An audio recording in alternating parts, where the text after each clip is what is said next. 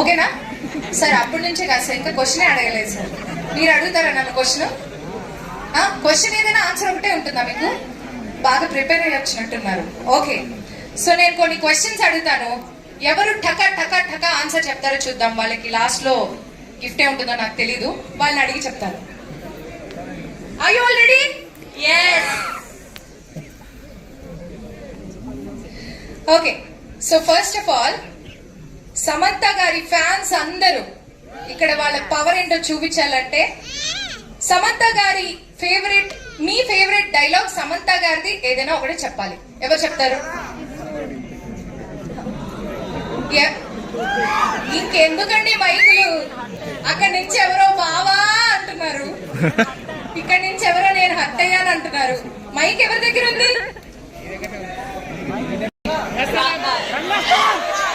అంటే చెప్పనంటున్నావా? సినిమా పేరు చెప్తున్నావా?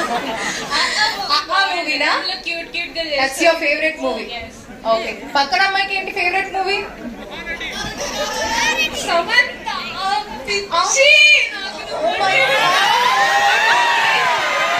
What voice modulation!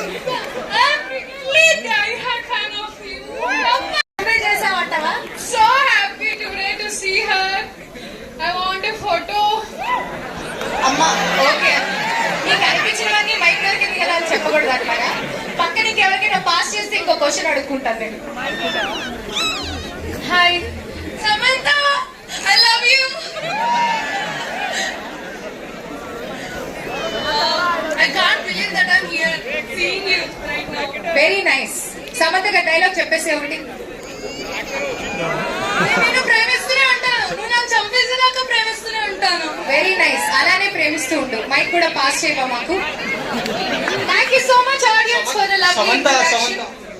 Samantha Samantha నిండావు మనసంతా, నీ చూపులు కవిందా, నీ మాటలు పులకింద, నీ నవ్వులు తుళ్ళిందా.